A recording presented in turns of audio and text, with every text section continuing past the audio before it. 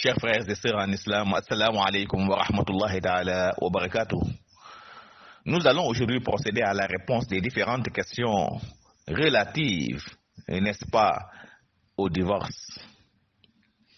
Première question, peut-on prononcer le divorce à la place du mari? Non, on ne peut pas du tout prononcer le divorce à la place du mari. Nul ne peut, hormis le mari, prononcer le divorce. Le prophète Mohammed alayhi salam nous dit Innama talaq akhzu bisar, que le droit de divorce appartient seulement au mari. Donc en islam, seul l'homme a le droit de prononcer le divorce pour qu'il soit pris en compte. Personne autre n'est habilité à le faire, à la place bien entendu du mari. Deuxième question, que dit l'islam à propos d'un homme qui passe tout son temps à marier des femmes et à les divorcer quelque temps après?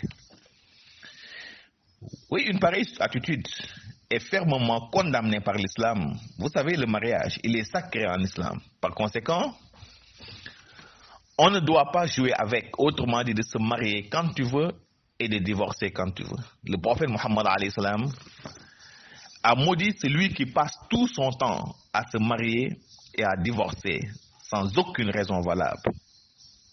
On se marie pour de bon, à moins que le divorce intervienne pour une raison valable et justifiée. Donc le fait de se marier et de divorcer tout le temps, l'islam qualifie cette attitude d'ingratitude, n'est-ce pas? Et l'ingratitude est un comportement banni par Allah subhanahu wa ta'ala. Troisième question. Après d'intenses disputes avec mon épouse, cette dernière m'a demandé le divorce et je le lui ai accordé. Y a-t-il divorce? Si oui, sera-t-il pris en compte? Absolument, il y a divorce et ce sera pris en compte. Elle t'a demandé ouvertement le divorce et tu le lui as accordé. Donc, ce divorce tient lieu. Maintenant, si c'est la première fois, vous avez la possibilité de la reprendre avant l'expiration du délai, bien entendu, de viduité, sans dot ni rien. Après, bien entendu, des pourparlers avec les tuteurs. Mais si c'est après l'expiration du délai de viduité, qui est de 3 mois, dans ce cas, on va obligatoirement renouveler le contrat de mariage, avec bien entendu le versement de la dot, la présence des témoins et le consentement bien entendu des tuteurs.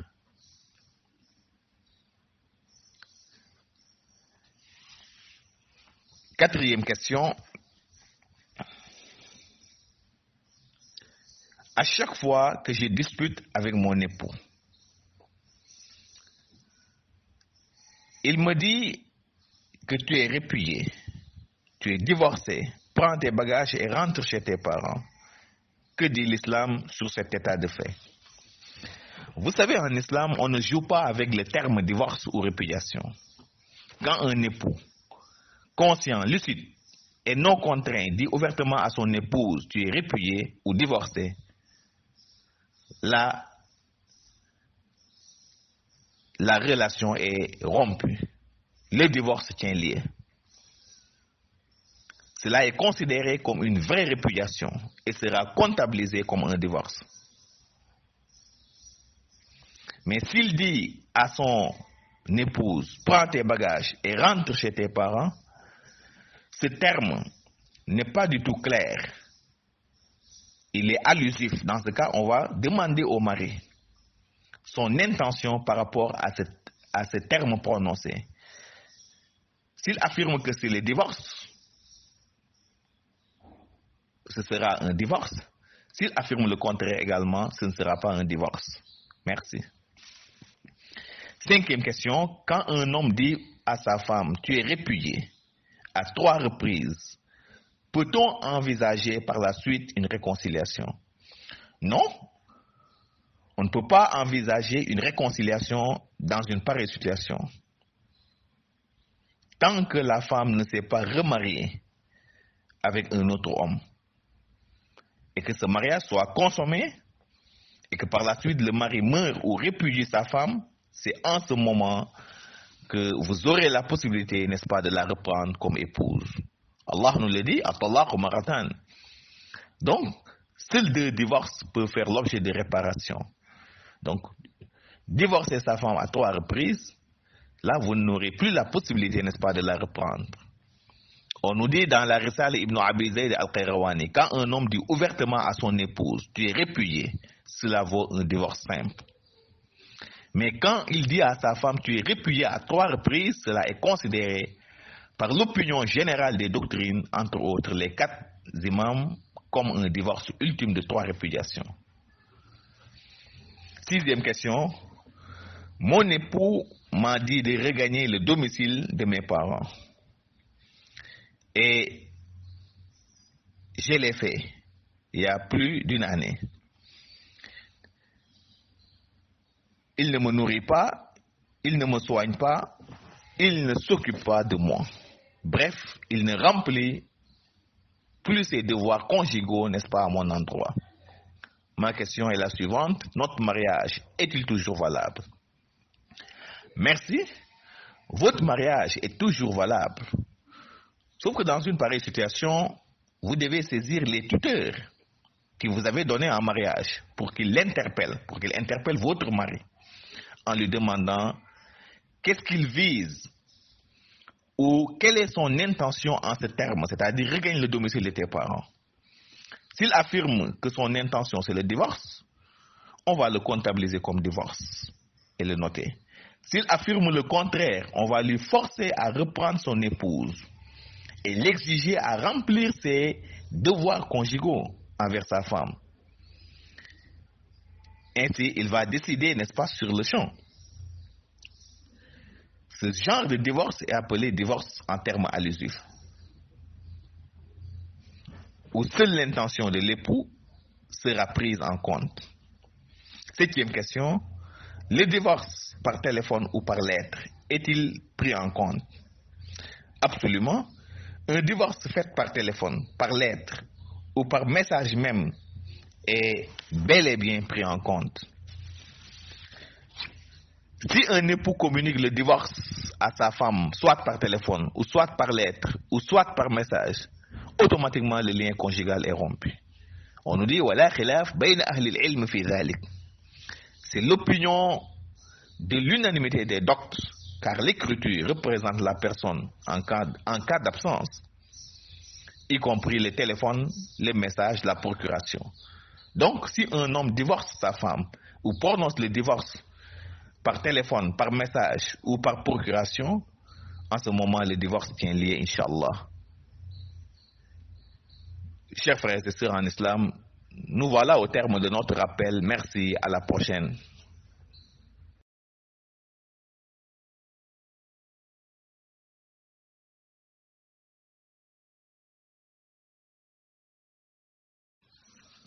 mbokk yi asalaamaaleykum wa rahmatullahi taala wa barakaatu. seen mbokk imam Mokhtar Ndiaye moo dellu si leen lay biir ci waxtaan yi muy am ak yéen saa su ne. te incha allah nu ñëw ak yéen ci ay laaj ak i tontu yoo xam ne rod na fi incha allah rawat na jëm ci wàllu divorce. kii dafa laaj mu ni ndax mën nañu fase ci palaasu jëkkër, ndax ku dul jëkkër daal mën na taxaw fase? déedéet. sëy daal bu xasee am ci diggante jëkkër ak jabar, kàdduk fase gi mi ngi ci loxo jëkkër waaye nekku ci loxo keneen. baay mënul fase, frère mënul fase, yaayu jëkkër mënul fase. kon daal ki mën a fase, ki mën a wax may naa la baat loolu tàbbi, kooku jëkkër kese la ko islam may. yonent bi alayhi salaam nee na innama talaaq axzu bi saaq. mu ni droit divorce loolu ci loxo jëkkër la nekk, nekkul ci loxo keneen. kon keneen ku fase ku dul jëkkër rek sëy ba tasul. loolu nañ ci bàyyi xel, xam ne fase ci loxo jëkkër la nekk, nekkul ci loxo keneen. ñaareelu question bi kii mu ni lan la islam wax ci waajoo xam ne dafa dëkk ci takk soxna waaye itam dëkk ci fase, daana ko daal day takk di fase rek. waa loolu jëf ju ñaaw la joo xam ne islam daf ko condamné islam ŋàññi ko lool ndax kooku mi ngi fowe pilier bu am solo di wàllu sëy te sëy ku nekk xam na ni ci l'islam dafa nekk lu sacré loo xam ne kenn waru ko fowe ndax yonent bi nee na ngeen ragal yàlla ci jigéen ñi ngeen di jenc ndax léegi yéen a ngi leen jël ci kóllëre rek sunu boroom ñoom noo ngi dagane ci yéen ci kaddug sunu boroom yonent bi dem na ba rëbb nag bépp góor goo xam ne nga dëkk ci takk soxna waaye itam di fase rek laana allahu kullu zawaqin mutlaq yonent bi nee na yàlla rëbb na bépp góor goo xam ne da ngay takk soxna di fase rek kon nanu bàyyi di takk soxna di fase rek loolu jëf la ju ñaaw joo xam ne islam daf ko ŋàññi sëy dafa nekk lu sacré buñ ko xasee fas dañ ko fas pour abadan lu dul divorce tàbbi ci loo xam ne wax dëgg yàlla lu naturel la waaye dëkk ci xam jigéen ba mu neex la nga bàyyi ko wuti moroomam loolu jëf ju ñaaw la jëf la joo xam ne ku koy def de yaa ngi fowee li nga xam ne mooy sëy te pilier bu am solo la ci l'islam ñetteelu question bi kii mu ni gannaaw ba ma jàppanteeg sama jëkkër gannaaw ba ma jàppanteeg sama soxna jàppante yu metti sama soxna ci boppam jàkkaarloog ma ni ma may ma sama baat man tam ma tontu ko ni ko may naa la baat ma lay laaj imaam ndax sëy ba tas na wala déet aha kañ sëy ba tas na comme moom moo la ñaan baat yow tam nga tontu ko ni ko may naa la boobaa sëy ba tas na wax dëgg yàlla sëy nekkatu fa bu dee benn yoon na ngeen jàpp ni benn fase la boobaa mën nga ko jëlaat balaa idde bi di jeex bu idde ba jeexee nu takkaat sëy bi bu dee ñaari yoon tam même chose mën nga ko jëlaat balaa idde ba di jeex bu idde ba jeexee nu takkaat sëy bi bu dee ñetti yoon nag moom baada zawji rek fokk mu dem sëyaat ak keneen nga mën si jotaat incha allah bu fekkee tas na wala jëkkër di faatu ñeenteelu laaj bi ki mu ni man de à chaque fois bu ma jàppanteeg sama jëkkër heure bu nu jàppantee rek lam may wax mooy may naa la baat jëlal sa bagage nga dem sa kër baay lan la islam wax ci loolu imaam xam ngeen ni sëy ci l'islam kenn warul fawee kaddu fase wax naa ko sànq kaddu fase du kaddu gu nuy fawee ci biir sëy ba tax na kon heure bu jëkkër jàkkaarloog soxnaam te dara jotu ko mu wér ànd ak sagoom ànd ak xelam heure bu nee soxnaam may naa la baat loolu la ñuy jàpp ni sëy ba tas na kon nag heure boo ngeen jàppantee mu taxaw ni la may naa la baat nañu jàpp ni sëy ba tas na bu la nee jëlal sa bagage nga dem sa kër bàyyi comme loolu leerul dañ koy leerlu dañ koy laaj lan nga jublu ci lool bu fekkee fase la ci jublu nu jàpp ni fase la bu fekkee du fase tam nu xam ne du fase waaye heure bu jàkkaarloog de yow ni la may naa la baat ci xuloo boobaa sëy ba tas na incha allah loolu kenn du ko fawee juróomeelu laaj bi kii mu ni bu fekkee waa ji dafa wax soxnaam ni ko fase naa la ñetti yoon ndax loolu mënees nañu delluwaat dafa ni soxna si fase naa la ñetti yoon déedéet foofu moom dellu mënul amaat comme li ma wax léegi rek nit ki heure boo fasee sa jabar ñetti yoon moo xam ci benn kàddu nga taxaw ni ko fase naa la fase naa la fase naa la wala nga fase naa la ñetti yoon loolu wax dëgg yàlla ñun ci nguuru imam Malik loolu moom fase ñetti yoon la loolu baada zawji rek moo ci am te sax bu nu sukkandikoo ci alquran dafa ne at-talaaqu marratan fase mi noonu mën a defar ñaar kese la kon bu xasee ñett ak anam bu mu mën a ñette rek loolu moom sëy ba tas na baada zawji rek dëgg la am na yenn doctrine yoo xam ne ñoom dem nañu ba ni loolu fasem bidaa la bu taxawee ni ko fase naa la fase naa la fase naa la ñetti yoon ci benn kàddu yooyu fasem bidaa la loolu mënees na ko fayliwaat waaye ñun li gën a siiw ci wax yi daal mooy ku xas ba fase sa jabar ñetti yoon ak anam bu mu ko mën a fasee rek loolu nañu jàpp ni fase la ñetti yoon la baada zawji kese lay amaat incha allah juróom-benneel bi kii nee na sama jëkkër daf ma ni dellul sa kër baay